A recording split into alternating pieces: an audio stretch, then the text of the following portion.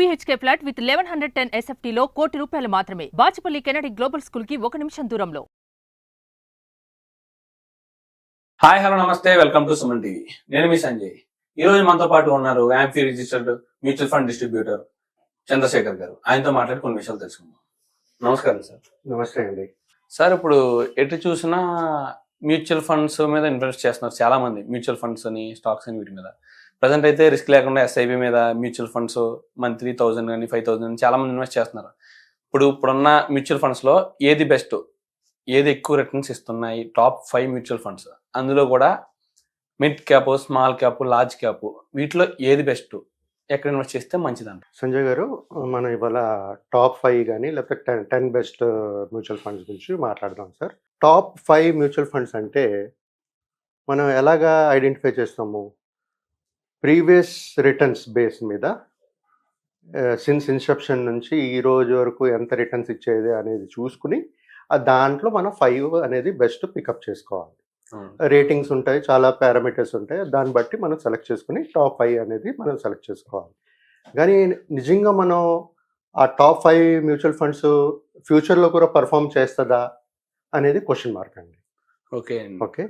ఇప్పుడు మీకు ఎగ్జాంపుల్ చెప్తాను. మీకు అంటే టాప్ 5 మ్యూచువల్ ఫండ్స్లో లార్జ్ క్యాప్ కానీ మిడ్ క్యాప్ కానీ కొన్ని ఫండ్స్ చెప్తాను, వాళ్ళ పర్ఫార్మెన్స్ గురించి చెప్తాను. Okay sir. దాన్ని బట్టి ఫర్ ఎగ్జాంపుల్ లార్జ్ క్యాప్ ఉందండి. లార్జ్ క్యాప్లో ICICI ప్రుడెన్షియల్ బాగానే చేస్తుంది. తర్వాత స్మాల్ క్యాప్లో ICICI prudential small cap 15 years return 19.40% వచ్చిందండి. ఓకే. తర్వాత Indian Nippon small cap fund, దీంట్లో కూడా 26.95 10 yearsలో రిటర్న్ మంచి వచ్చిందండి, CAGR. దాని తర్వాత కాన్ స్మాల్ క్యాప్ ఫండ్, దీంట్లో 18.87% ఇన్ 15 years అండి. Okay. So SBI Magnum mid cap fund 15 yearsకి 22% returns ఇచ్చింది. 15 years అవునండి, 15 years అండి. దాని తర్వాత ఇప్పుడు మిడ్ క్యాప్ వెళ్దాం. కాంట్ మిడ్ క్యాప్ ఫండ్, అది 15 yearsకి 16.17 వచ్చింది సార్. అంటే ఇవన్నీ ఎందుకు చెప్తున్నానంటే సార్, నేను ఇవన్నీ past returns since 15 years 10 years returns వచ్చిన రిటర్న్స్ అండి. ఇవి ఫ్యూచర్ లో కూడా ఇలా ఇస్తాయంటారా?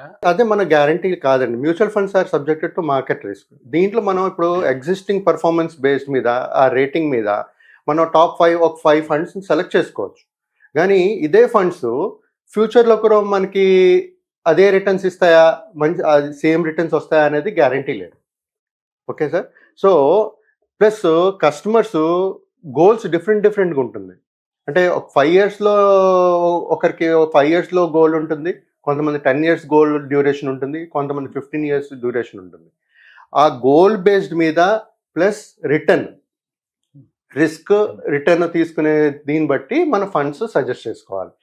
ఎవరు ఈ ఫండ్ నెక్స్ట్ 5 years 10 years బాగా చేస్తుంది, 100% పర్ఫెక్ట్గా ఇంత రిటర్న్స్ ఇస్తుందని చెప్పలేమండి. ఇప్పుడు ఫండ్ మేనేజర్స్ ఉంటారు. ఫండ్ మేనేజర్స్ కూడా ఏం చేస్తారు, వాళ్ళకు ఒక రీసెర్చ్ అనలిస్ట్ టీమ్ ఉంటుంది. వాళ్ళు రీసెర్చ్ చేసి కొన్ని స్టాక్స్ని సెలెక్ట్ చేస్తారు. అంటే నెక్స్ట్ 5 yearsకి నెక్స్ట్ 10 yearsకి ఈ సెక్టర్స్ ఈ దీంట్లో పెడితే బాగుంటుందని చెప్తారు. కానీ అది గ్యారంటీయా? కాదు. ఇట్స్ ఆల్ ప్రిడిక్షన్ అండి. రావచ్చు, రాకపోవచ్చు. ఇప్పుడు మ్యూచువల్ ఫండ్స్ ఏంటంటే వాళ్ళు రీసెర్చ్ చేస్తారు. మనకు ఆ డిస్ట్రిబ్యూటర్గా మనకు ఆ క్యాపబిలిటీ ఉండదు. మనం ఏం చేస్తాం, వాళ్ళు మనకు ఇన్ఫర్మేషన్ ఇస్తారు. ఇచ్చేటప్పుడు దాంట్లో ఈ కస్టమర్ ఎన్ని సంవత్సరాలు ఇన్వెస్ట్ చేయాలి, ఎంత ఇన్వెస్ట్ చేద్దాం అనుకుంటున్నారు, ఎంత రిస్క్ అప్టైట్ తీసుకోగలరు, ఆ బేస్డ్ మీద మనం వాళ్ళకి ఫండ్ సజెషన్స్ ఇవ్వాలి సార్. తక్కువ రిస్క్తో అండి. అంటే మన పెట్టిన ఇన్వెస్ట్మెంట్ ప్రాబ్లం లేకుండా, ఇన్వెస్ట్మెంట్ సేఫ్గా ఉండి ఒక 10% లేదా 12% రిటర్న్స్ కన్ఫార్మ్గా ఇస్తాయి అన్న టైప్లో ఏమన్నా మ్యూచువల్ ఫండ్స్ ఉన్నాయండి? దీంట్లో ఈక్విటీ అని ఒకటి ఉంటుంది సార్, అది హై రిస్క్ ఉంటుంది. డెప్ట్ ఫండ్స్ అని ఉంటుంది సార్. దాంట్లో ఇప్పుడు ఆల్మోస్ట్ FDs ఎలా పెడతామో అదే సేమ్ రిటర్న్స్ ఇస్తుంటాయి మనకి.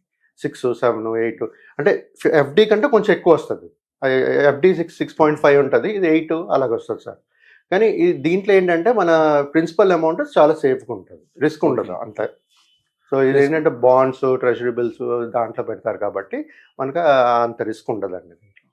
ఈ విధంగా మనం ప్లాన్ చేసుకోవచ్చు సార్. ఇప్పుడు mutual funds best 5 mutual funds అనేది, 10 బెస్ట్ మ్యూచువల్ ఫండ్స్ అనేది ఇంపాసిబుల్ అండి ప్రిడిక్ట్ చేయడం. కానీ ఫ్యూచర్లో ఏ సెక్టర్స్ బాగా చేస్తుంది అంటే ఇప్పుడు లార్జ్ క్యాప్ అంటే 1 to 100 కంపెనీస్ అండి. ఓకే మిడ్ క్యాప్ అంటే 100+ to 250 companies is mid cap అండి. 250 above is small cap. Okay, so ఈ 3 సెక్టర్స్లోనే అన్ని కంపెనీస్ ఉంటాయి.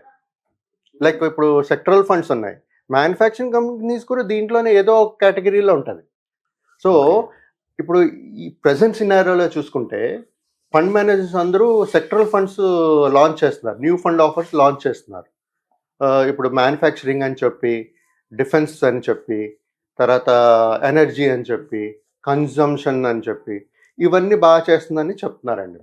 ఫ్యూచర్లో బాగా చేస్తుందని చెప్తున్నారు. సో అంటే మనం కూడా మన అనాలిసిస్ ఉండాలి. మన అంత ఫండ్ మేనేజర్ లాగా మనం అనలైజ్ చేయలేం, బికాజ్ రీసెర్చ్ టీమ్ లేదు మన దగ్గర. బట్ వాళ్ళ అనాలిసిస్ రీసెర్చ్ బేస్ మీద మన కస్టమర్స్కి సజెస్ట్ చేయాలండి. సార్ ఇప్పుడు large cap, mid cap, small cap ఈ మూడింట్లో ఎక్కువ రిటర్న్స్ ఇచ్చేది అంటే ఐ మీన్ రిస్క్ ఎక్కువ ఉన్న రిటర్న్స్ ఎక్కువ ఇచ్చిన మ్యూచువల్ ఫండ్స్ ఏమున్నాయండి ఈ మూడింట్లో? ఇప్పుడు రిటర్న్స్ అనేది ఇప్పుడు ఒక సైకిల్ అండి. ఇప్పుడు అంటే కొన్నిసార్లు ఏమవుతుందంటే ఇప్పుడు ప్రస్తుతానికి చూసుకుంటే mid cap, small cap valuations ఎక్కువ ఉన్నాయి అంటున్నారు. సో అక్కడ రిటర్న్స్ తక్కువ కనబడుతుంది మనకి. లార్జ్ క్యాప్ బాగా చేస్తుంది అంటున్నారు.